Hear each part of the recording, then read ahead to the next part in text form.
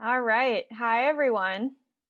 I realized that was a little confusing before with no music, but my internet at home is not having it today. So thanks for bearing with the quiet. But also, good job to all of you for staying muted. Really proud of us all for having such great quiet. Thank you all so much for joining us today for our artist talk with Heather Swenson. My name is Nicole Cook, and I'm the executive director at the Western New York Book Arts Center. Today I'm coming to you from home, but typically you would find us downtown. I'm joined today by our education director, Rosemary Williams, who is also our audiovisual support at the Book Arts Gallery today. So I will be monitoring the chat. Please be sure to send in lots of questions. I'll ask Heather as we go, and we'll keep this conversational and dynamic. Our usual third teammate, Melissa, is not joining us today because she's out signing paperwork to close on a new house. Yay, Melissa. And just as a quick note, you'll notice when we get started that Heather's not wearing a mask. So I just want to mention that Rosemary is more than 6 feet away and she is wearing a mask. So we are, as always, following COVID protocols very carefully. We're in careful compliance with all of the New York State Forward guidelines. And if you do decide to visit our gallery, we encourage you to make an appointment because we're on a very limited capacity. If you're tuning in for the first time, the Book Arts Center is an educational nonprofit located in downtown Buffalo, and we are devoted to printing and book-related arts. So that includes everything from letterpress to screen print, bookbinding, origami, calligraphy, lots of different art forms all encompassed by the printed page. Our shop is open on Wednesdays and Saturdays, and we also have a lot of great content available on our website at WNYBookArts.org. It's my pleasure today to introduce you to our exhibiting artist, Heather Swenson. Heather is here to share with you about her exhibition, Fold Line, currently on view in the Book Arts Gallery, as well as virtually available on our website through November 28th. Fold Line investigates the space within an envelope and the wide range of security tints that line their interiors. Through the use of scale, pattern, and shape, Heather explores the connection between these everyday objects and the spaces we inhabit. Heather Swenson is a multidisciplinary artist working and living in Rochester, New York. She attended IEA's Experimental Projects Residency, a NISCA-funded program at Alfred University, and has shown in multiple exhibitions around Rochester and elsewhere. Most recently, she was commissioned to produce a large-scale public art installation for the Rochester Contemporary Art Center. She teaches screen printing workshops at her studio and gives demonstrations for members of the Rochester Print Club, and is the exhibition manager of that same organization. Heather received her BFA in Interdisciplinary Visual Arts with a concentration in painting and printmaking from Purchase College of Art and Design in 2012. And without further ado, Heather, please take us away.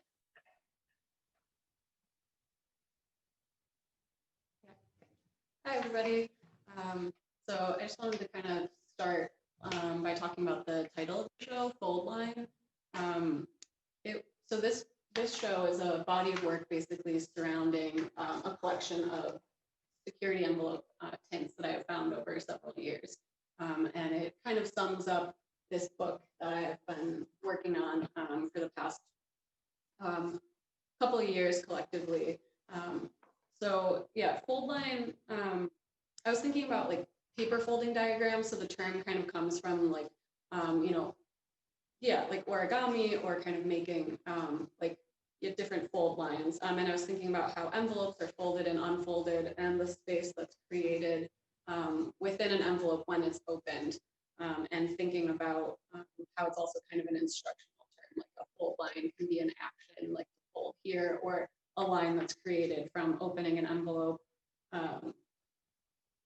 And all of these envelopes right here, they're from, basically for the last 7 years, I've been collecting security tints.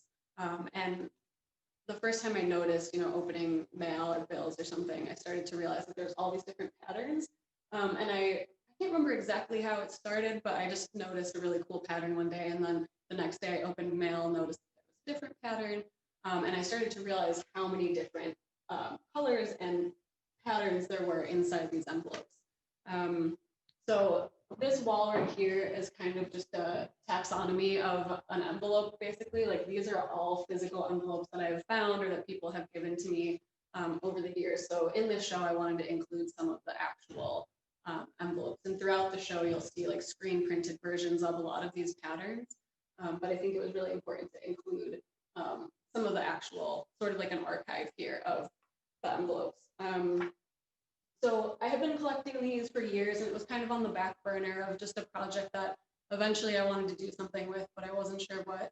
And then I applied to a residency at Alfred University, which was a week-long residency where I just basically got to use the print shop and work on a project. And so I had applied with this project with my proposal that I wanted to make a book, some sort of field guide, classifying all of these patterns.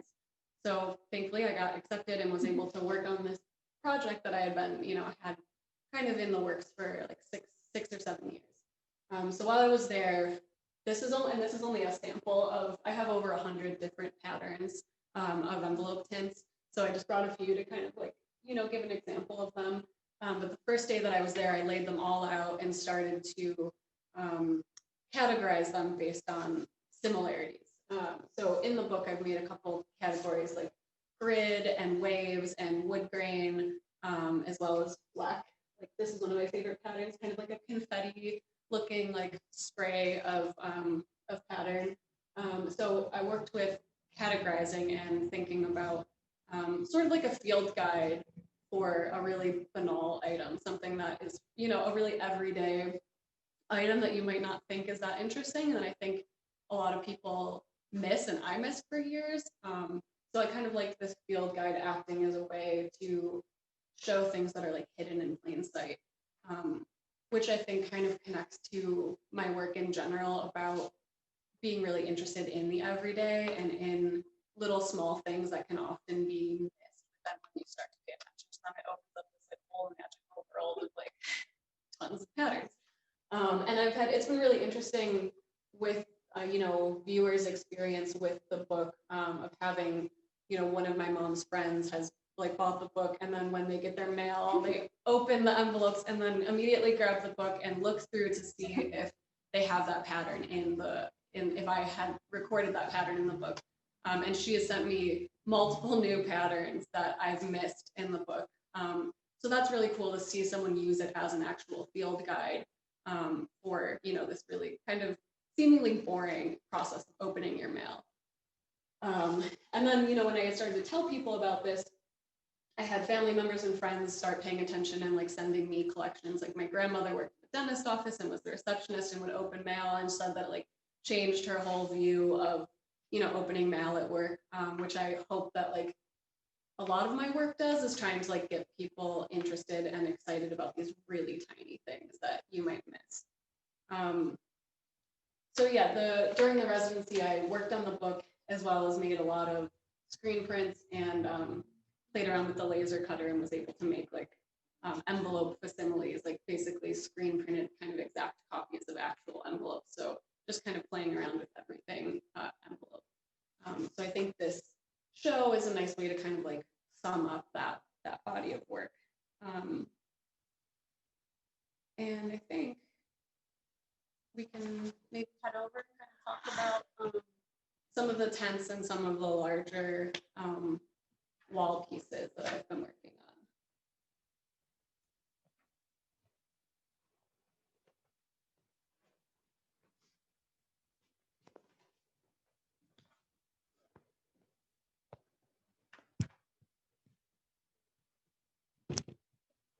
So these pieces were a lot of, basically when I was at the residency, I had access to a really amazing scanner where I was able to scan tiny, bits of these envelope patterns and blow them up and be able to make larger prints from them.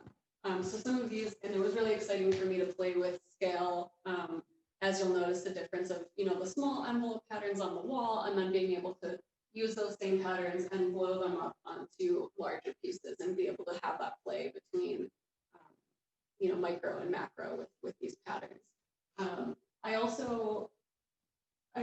So the way I started this, I was initially making prints with the shadows of the envelope patterns cut out, but then I started to realize that I kind of wanted to think about them more as an object and less as a print on a flat piece of paper.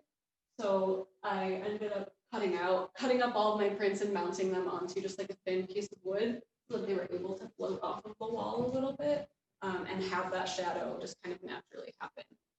So I think thinking about these pieces as an object, like prints between objects, I think is really interesting to me, because a lot of my work does move between 2D and 3D constantly.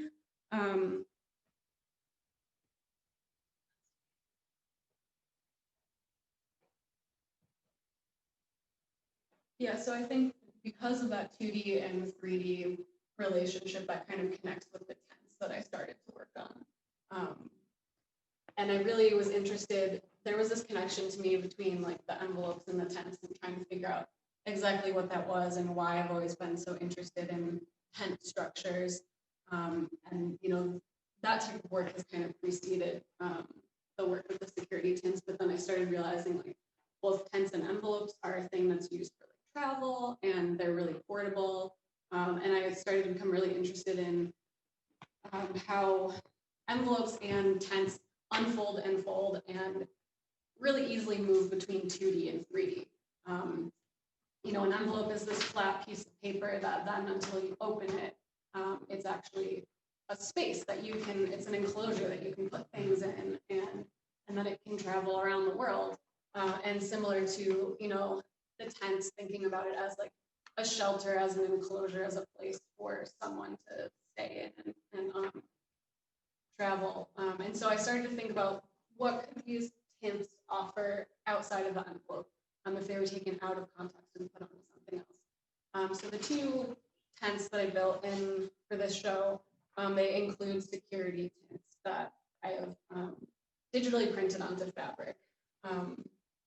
And it was interesting because initially for this show, people were going to be able to go into the tents, and I had built one for a previous show where there was actually an entrance, viewers would go inside, there was a pocket in, you know, the back with little reading material, and it was meant to be just kind of to feel this escape of entering into a new space. And that's one of the reasons why I like tents so much, is because it has this ability to like redefine a space. Like it's all of a sudden a space that pops up that wasn't there before. You know, in the past, from babysitting kids, you know, we've made forts in the living room. You know, I've set up tents in my own living room as like a space to stay, you know, to sleep, like, I don't know, just as a different space, you know, and I really love that they create this kind of novel experience.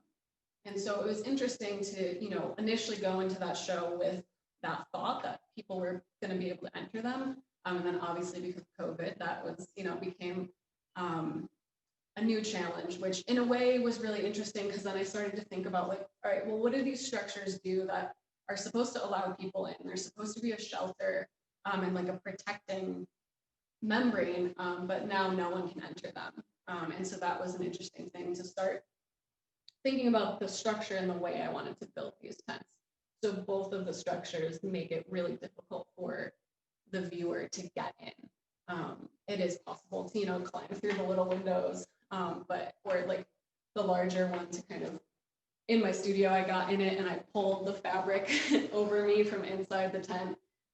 So thinking about these spaces that don't have an easy entry point, or which kind of starts to play with the functionality of these tents, and they're supposed to be a protective space that all of a sudden is difficult to get into.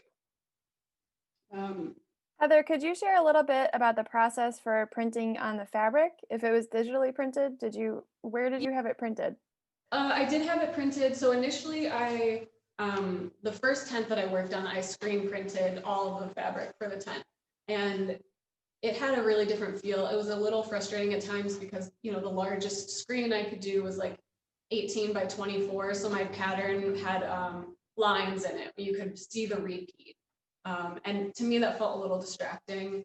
And so for these tents, I decided to just go through a manufacturer that like digitally prints fabric based on whatever design you submit. So I took the scans from some of these envelope patterns and then basically blew them up and tiled them into a repeat pattern and then had them printed through that, which I really like the seamlessness of the pattern when it's digitally printed. I think at some point I would love to be able to experiment with printing, like hand printing yardage, to be able to, make some of these have more of a hand feel. But it was also interesting to have kind of a mechanical aspect in with these tents of a digitally printed thing, and I'm making this hand sewn or hand tent, so to have that comparison and have them relate a little bit more to the commercial aspect of the actual envelopes, the print on the inside of the envelopes. I also was wondering, so for me personally, this show resonates with me so much right now because in the year of 2020, the notion of being able to get it, we can't go inside, but even just emotionally inside a secure structure feels so profound to me. And I also feel a little bit like the tent structure you ultimately went with does have a little bit of a childlike quality to it. And I think Mhm. that's really interesting because it sort of references our inner child and our feelings of fear that we might be dealing with right now. Would you be willing to share a little more about just sort of the emotional nature of making this work in 2020?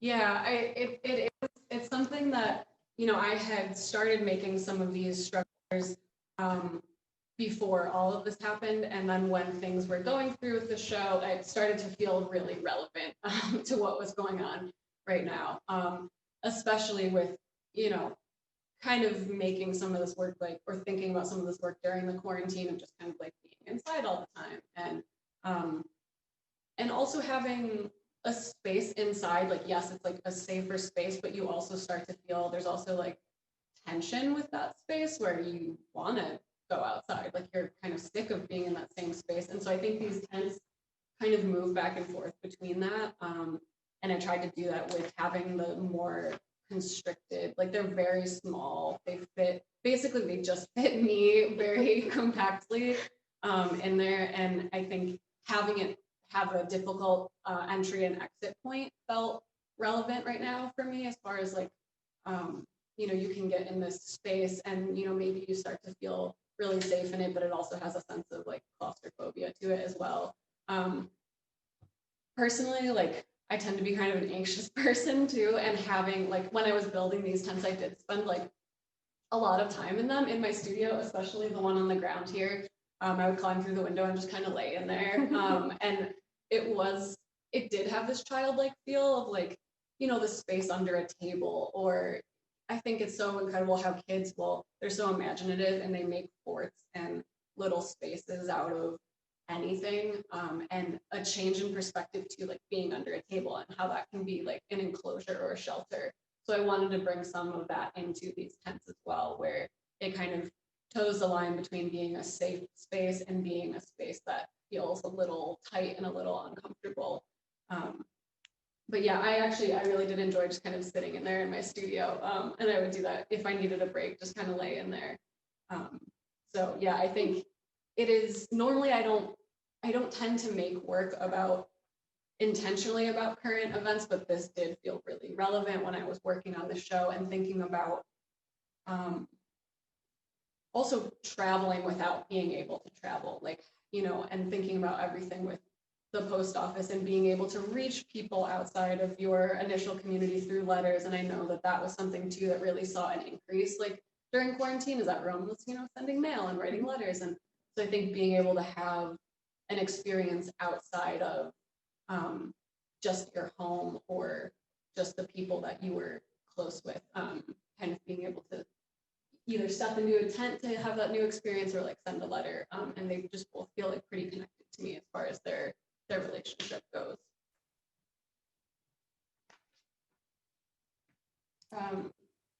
A little bit about the process of making these tents, I think, was interesting because the first tent that I worked on was an actual old tent with tent poles, and I basically seam ripped that entire tent to make the patterns from, and then printed my own fabric and then reconstructed the tent. Initially, that felt exciting, but it also became kind of limiting because I was just working with a structure that someone else built and I was reconstructing it. So I started to think about ways that I could make my own type of structure.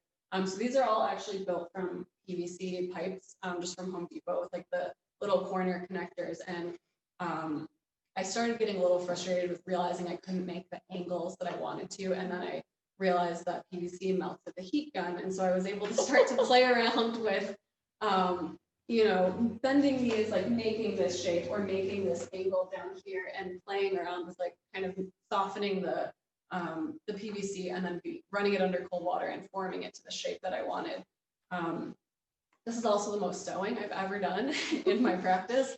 I'm not sure how I feel about it in the long run, but it was also really cool to start to make some of these structures human scale that I have been drawing and building for so many years, because I would play around a lot with like bamboo dowels and hot glue and just kind of make little towers. And the piece at Roco actually were these basically enlarged versions of my small sculptures that became larger than human scale. You know, the tallest one was 14 feet. And so they became this this scale change of, instead of a miniature, something that people could walk around and in between. So I think, you know, that was interesting to be able to play around with this too. Heather, on that same note, we have another comment from Colleen Buzzard. She says, I like that the fragment pieces on the wall resemble land masses or map shapes. An interesting foil to the tent. A personal micro space in the foreground with macro references in the background. Would you like to comment on that a little bit? I think that's, well, first of all, Colleen always has amazing things to say about my work, and it really helps me to kind of like think about it in different ways. But yeah, I think that's a really good point, because these do, like when we were installing them, you know, we were kind of laughing about how this looks like California maybe, or like little, I don't know, like platelets or like continents, you know, kind of separating and coming back together.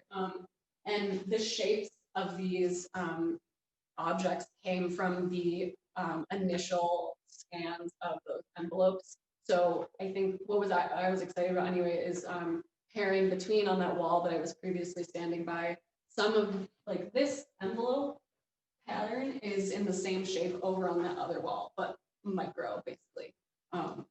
So being able to have a viewer potentially notice some of the small envelope scraps and then notice them blown up over here.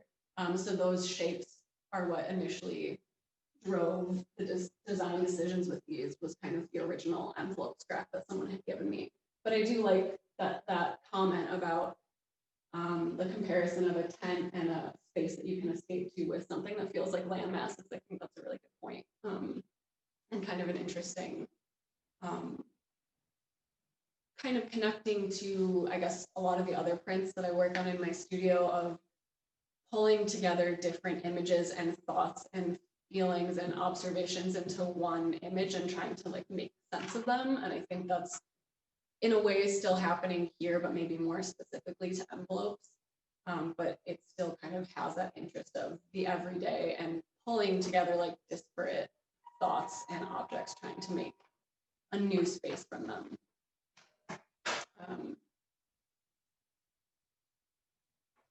Yeah, and so another thing about the tents, I think was, you know, I've built a lot of small pieces out of paper as well, rather than fabric, or, you know, I was working with wood and different materials, and so it did become this interesting experience sewing so much and working with a new material. And it's something that I think seeing the fabric tint printed on a new medium was exciting too, to see it like physically removed from the context of an envelope. And it started getting me excited about like, oh, I want a shirt, like make a shirt with that pattern, like just thinking about this pattern that you see every day and you might not even realize that you see it so much, and then bringing those into other aspects of your life, like a tent or like a, I don't know, a piece of clothing or something functional. I think it's kind of a cool thought, and I do have a lot of fabric scraps left over that I have plans just to kind of make little things with.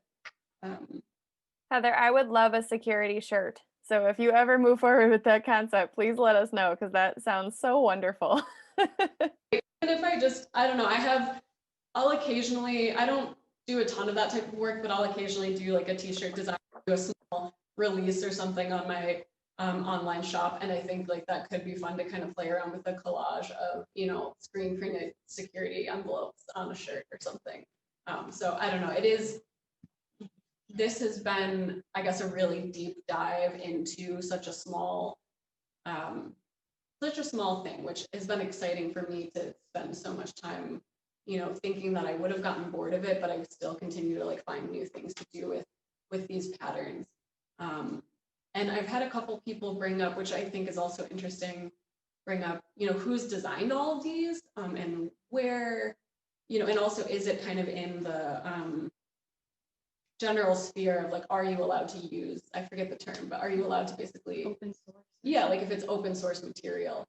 And I've tried to do some research on that, and it's been difficult to find, like who has designed these patterns. And I did get a chance to speak to someone that used to work at an envelope printing factory, I guess. And she said that there was a giant book that people could select envelope patterns from. And I'm like, I need my hands on that book, and thinking that the small book is what I've come up with from my own personal collection, but realizing that, there are so many other patterns. And then she said that they would do custom envelopes where if someone wanted their logo repeated as the security tint, that was something that they would do. And it's interesting to me that like mail isn't sent as much anymore, and so many bills and things have moved online. And so sending, an important document through the mail with just all that's protecting it is this little tint to blur information, I think is pretty interesting too. And thinking about, it's really like a false sense of security.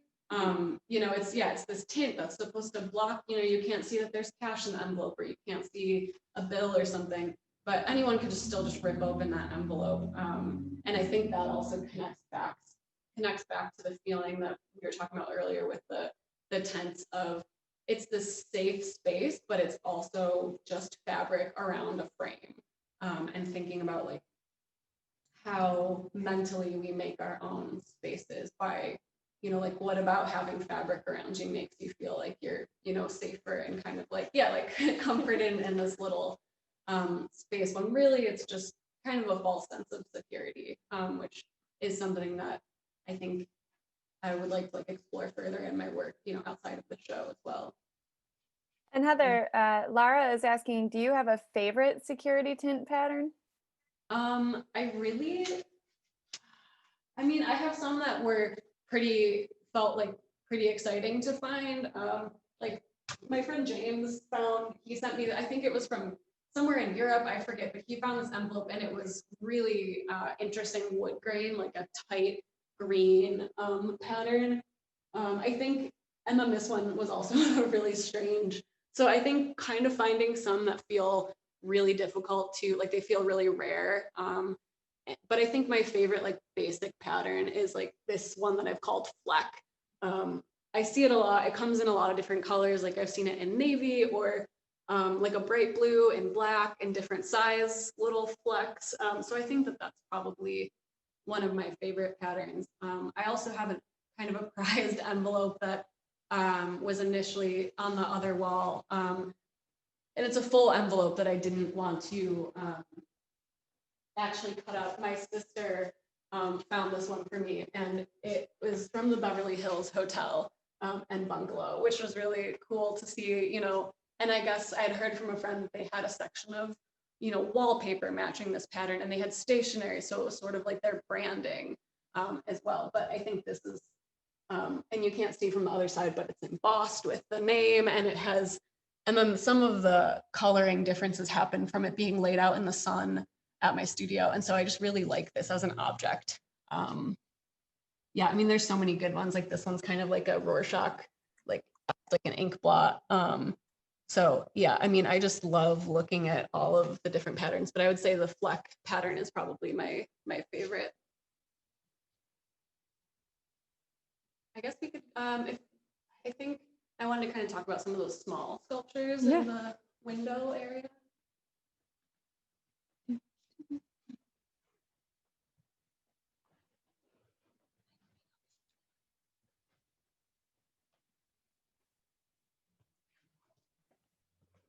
So these little models, it's kind of funny because I actually kind of did this backwards. I got really excited about making the large tents, and I just dove right into it and started working on them and started dealing with a lot of problems, sewing issues, trying to figure out how to get the fabric neatly around corners. Like I definitely don't have that much sewing experience on something so large scale. And I just jumped right to the big piece. And then all of these pieces right here, I made probably within the last 2 days before installing the show. And when I was working on this one, I was just laughing. I was like, I did this in reverse. Like I should have made these small things first, a model, and then figured out all of the, design issues on the smaller piece and then scaled up. But it also was kind of fun to do it. Like these felt so easy in comparison after tackling those larger pieces. And I've always made small structures out of different items, but this is my first time incorporating fabric into them. And it was cool because I got to build a framework for them and then kind of like dress them almost. And, and it was just, I was laughing the whole time I was making these, like thinking about just sewing these like tiny kind of enclosures or little coverings for these towers and structures that I was building.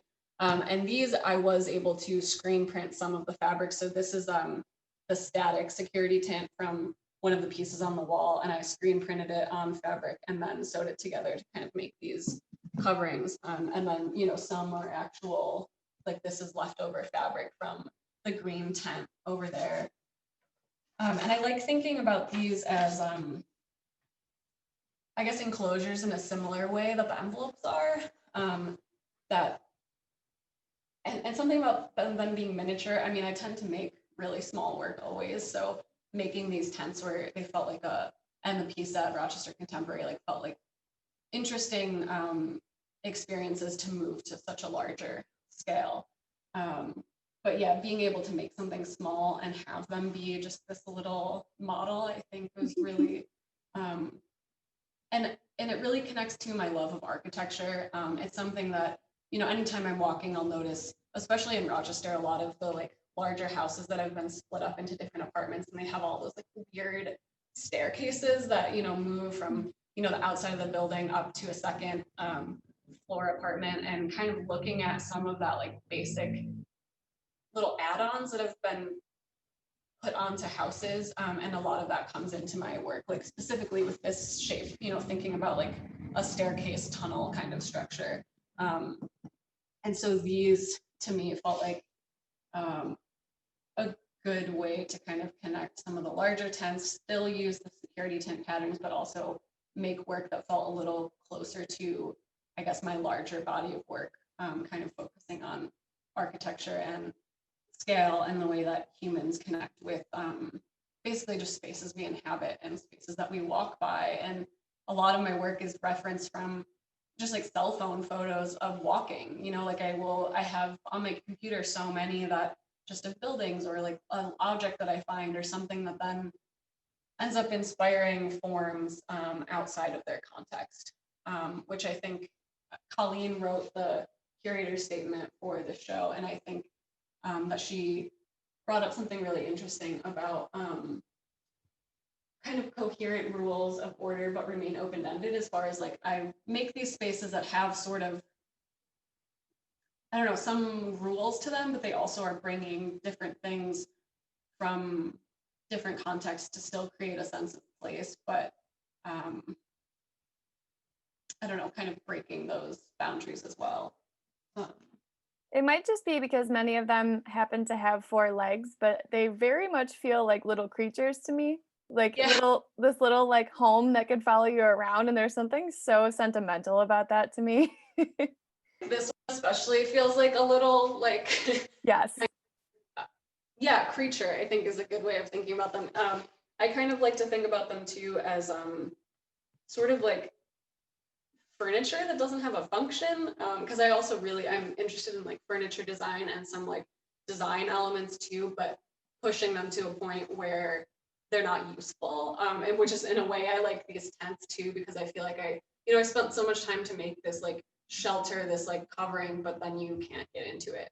So looking at the purpose of things and then kind of like playing with that, and they do feel playful. They honestly were my favorite thing to make in the whole show. They were really fun. I was laughing when I was making them because they just felt kind of, I don't know, whimsical, even though I don't like that word and I don't really want my work to be that way, but these did feel they kind of had that, which was nice to have something a little bit more lighthearted a couple days before I was really stressed about installing the show, and being able to make these fun little things was a really interesting, I don't know, kind of nice experience. And then I think to again play with the contrast between scale, I have the small envelope patterns and then the blown up envelope patterns and the small tents and the large tents, and thinking about how viewers, how their body connects to those two opposites moving through the show.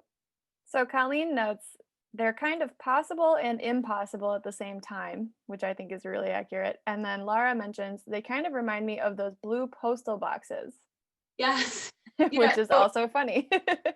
I've had a couple people bring up, like, especially the shape and the larger tent, definitely like a postal box, and as well as a window, like in the envelopes, to be able to, like, the window envelopes that have the double windows where it has your address and the return address. And so thinking about like that shape, that sort of rounded corner rectangle, yeah, I think, and that was something that sort of happened subconsciously after I built that largest structure. I was like, oh, this feels definitely kind of like a mail slot. And I guess I also think a lot about whenever I drive, there's a lot of open fields, and you'll see those hunting blinds or they're like little tree houses out in the middle of the field somewhere. And seeing those, I think, is really interesting because they're, especially on a drive, there's such a quick, like pop up of an architectural object that you see. And so kind of thinking about those as well, a lot of that comes into this work. And I think what Colleen said about them being possible and impossible at the same time stems back to before I started physically making objects, I was drawing structures a lot. And it was something that, yeah, I just was kind of inventing them, and I didn't think that they could physically exist in real space. And my boyfriend at the time was building these little treehouse models for me because he was like, oh, you're always drawing forts and you're always drawing structures. So he made several little objects, and then being able to draw from a physical thing was really cool. And then I started realizing how much I like to go back and forth between 2D and 3D and having them pair together. And it was interesting to start to kind of build some of these, especially the dowel ones that are on my website. They were really precarious to build, and they didn't stand up a lot of the time. And but it was cool to see, instead of making an object and then making a drawing from it, to kind of do the opposite and make a drawing and then use that as a blueprint to like build something from, and actually see them that they are able to stand up. And this one's kind of different than the rest, but I wanted to play a little bit more with like an open structure and having something that wasn't as fully covered with the fabric. And I think after the show, these are the things that I want to continue with the most is, continue doing my screen prints, but also like finding new ways to build structures and objects, and continue to show those in conjunction with the physical 2D prints. I think it's also kind of an interesting meditation on scale, because we see the one that's closest to your hand, or actually the two of them that have larger versions in the gallery. So we can sort of imagine what they're like when they're bigger. But for the others, it almost begs the question of like, are they out there somewhere? Are they gigantic? Are they even smaller? It just sort of starts to, I think, provoke your imagination to start asking questions about where else they might exist. Yeah, and I think that's why it was so exciting to have a chance to build some of those towers at a larger scale in Rochester, because they were up for a year, and it was cool to hear people's feedback of driving by or walking by, and then all of a sudden there's like these towers emerging out of like just kind of a lawn space in front of the gallery, and I could imagine them, because in a way they're so architectural based, so having them fit in with a building somewhere, and then having them, I don't know, all of our architecture is so functional, and it's like it's used for a storefront or a building or something for someone to go to work, but to have these pockets of non-functional architecture around the city, I think could be really interesting. And I kind of see some of these, like this one especially, I feel like just having this fit in between two buildings or somewhere outside that someone just would encounter. So I do like the idea of people kind of wondering if they're out in the world somewhere. And yeah, I guess lastly, this screen print on this wall, kind of connecting back to the envelope patterns. This was kind of an exciting process for me because I was able to, working at Alfred, I had access to a large format printer where I was able to print digital films for silkscreen rather than just doing all the hand-drawn ones like I usually do. So my process for prints is I'll work on a drawing and then I'll have basically large sheets of acetate that I trace over my layers with an opaque marker so it blocks the light when I expose the screens. And instead of having to recreate and hand draw this security tint pattern, I was able to scan in an envelope and in Photoshop turn it into a silkscreen layer and then just be able to print it out. And so I really liked the play between the mechanical and the hand-drawn aspects of these shadows that I handmade the films for and printed versus the more commercial digital, digitally made output film. And that's something that I think, again, kind of connects to the nature of the envelopes. You have this commercially produced envelope, and then you're sending such a personal, I mean, not always, but a lot of times a personal item to someone, like a letter or a birthday card, or so having that connect between a digital and a handmade process.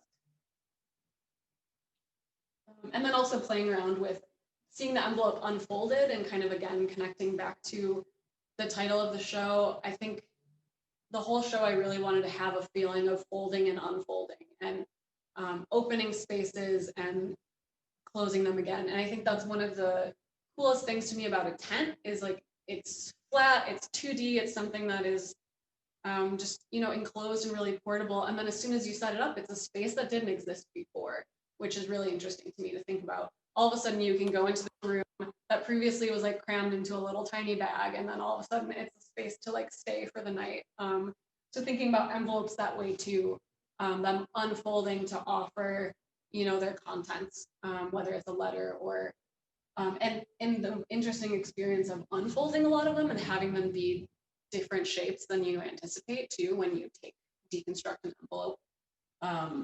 And the shadows too, especially kind of, a little nod to the history of like Trump oil painting of like, some trickery, like of playfulness with the viewer of, thinking that something is, physically there when it's actually just like a printed shadow. And I think I'd like to do that a lot in my work, is play with things that are realistic looking, but then you realize, it's actually a drawn line. And that feels like an exciting way to be able to do that here with the digitally made film and the hand-drawn process.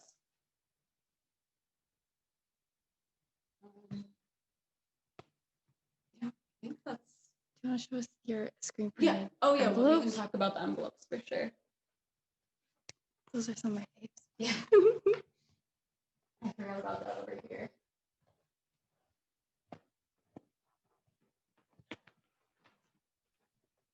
So this pedestal right here is kind of like a mess of envelopes laid out. I called it junk mail.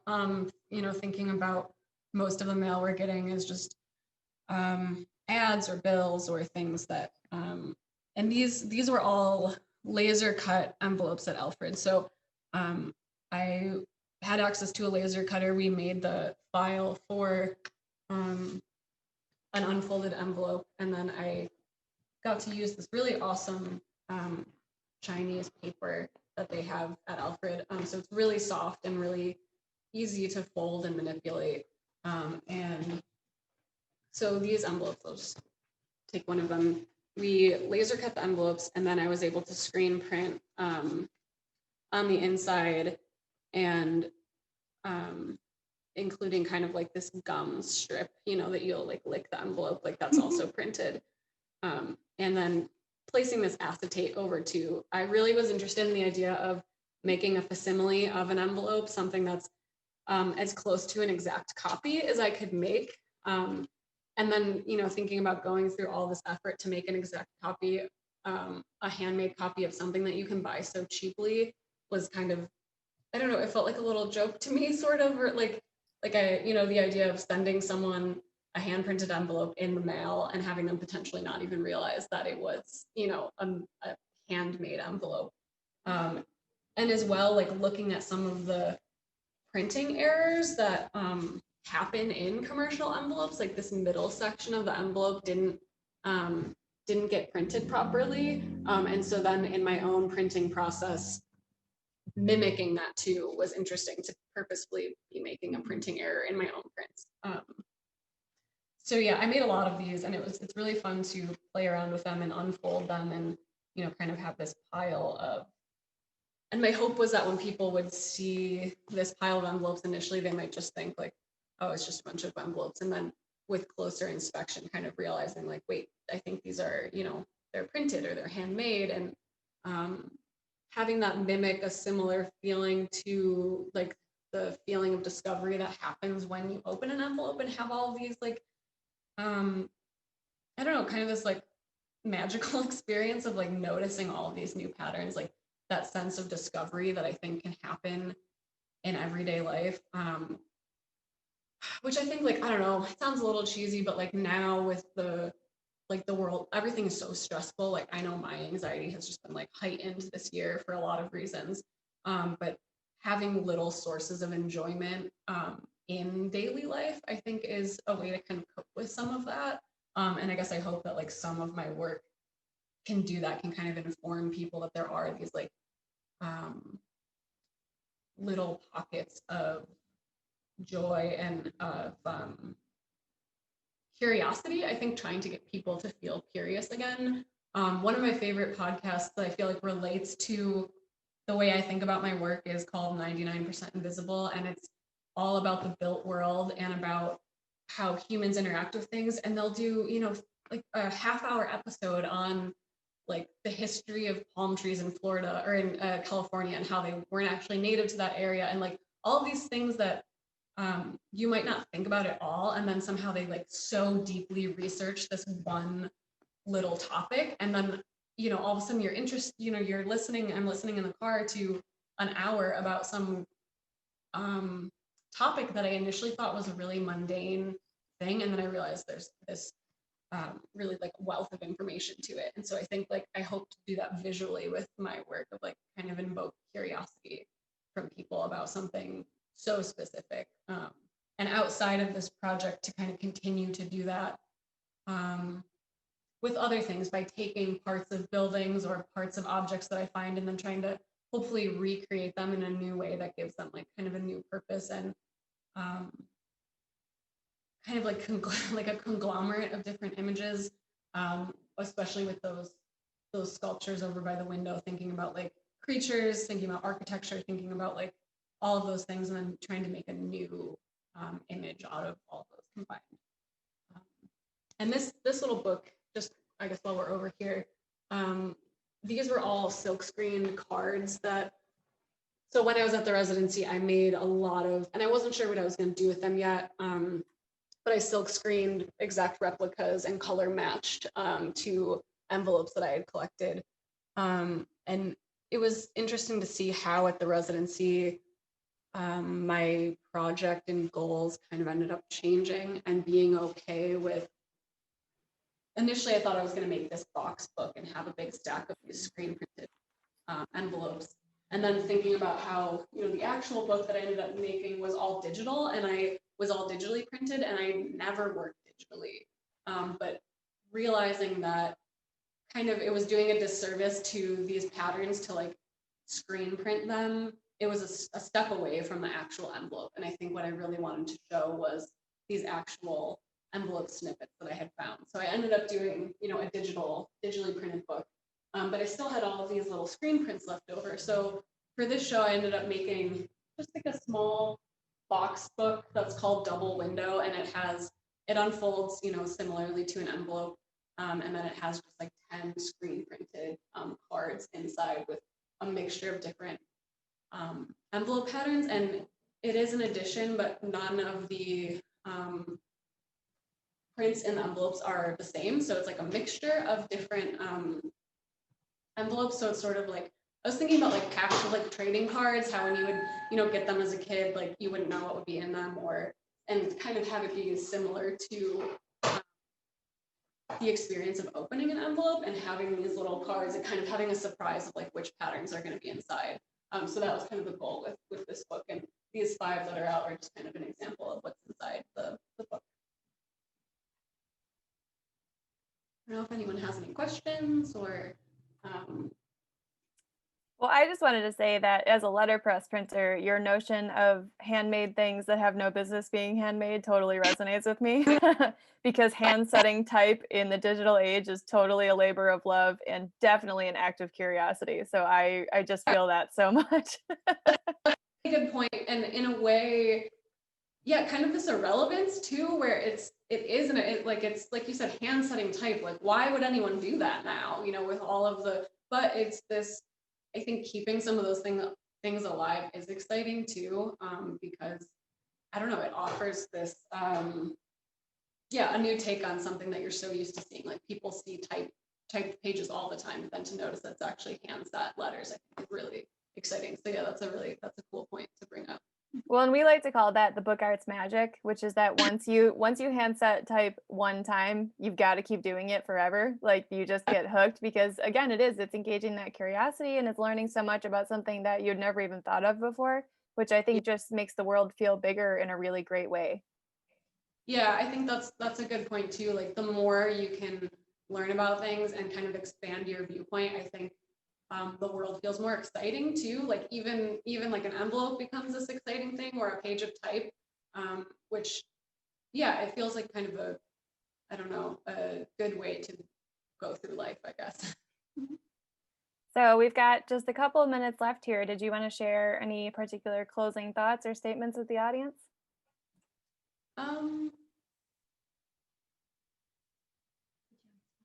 Yeah, I know. Now I'm like, I don't know. Yeah, I mean, soon Rose will switch back over to me and I'll do the talking head. Thanks everyone for coming ordeal. But just in the meantime, if there's any like lesson you want people to walk away with or a thing that they should know if they come in to view your work or influences you've had, just anything you want to share as a last note.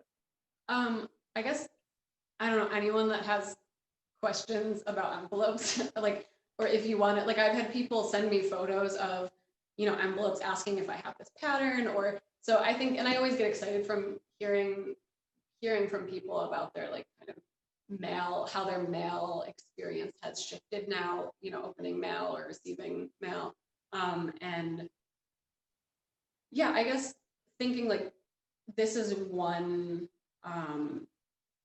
really specific example of a world that's opened up in such a tiny item, and kind of trying to view the world as like, what other things are there? Like what are other, I don't know how to say it exactly, but like, this is just security tint envelopes. Like what are other things in the world that could be unfolded into this entire thing that like ended up turning into a show, which is when I think back 7 years ago of like starting to notice these collections or different patterns, and I just started saving them. I never thought I would have made like so much work about it.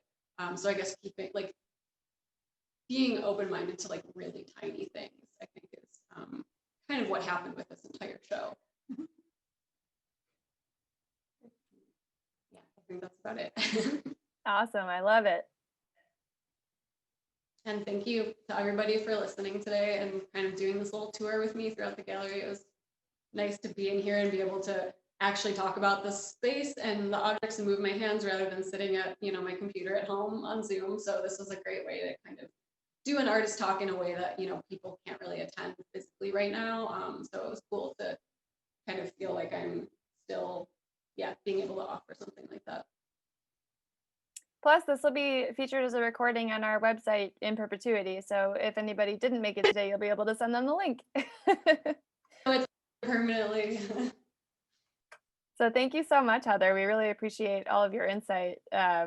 This is definitely, like I said, it's been resonating with me really personally, just because I think it's reaching all of us at the perfect time. So thank you so much for sharing this with all of us.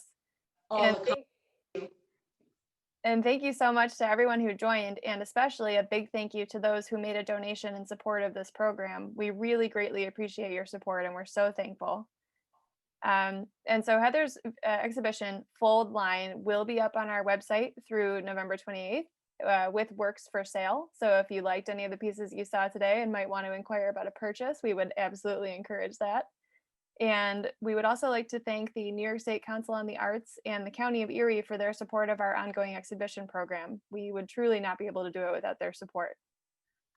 For us at Book Arts, we're actually making a really big and exciting announcement on our website tomorrow. So I would encourage you, if you're not a member of our email list, to sign up today and be the first to know about some very exciting things that we're up to beginning this weekend. And that's it for me. Thank you so much, everyone. We're so grateful to have you here with us and hope that you will tune in to our next artist talk, which is not yet scheduled, but will be soon. Art in the digital age. Have a great weekend, everyone.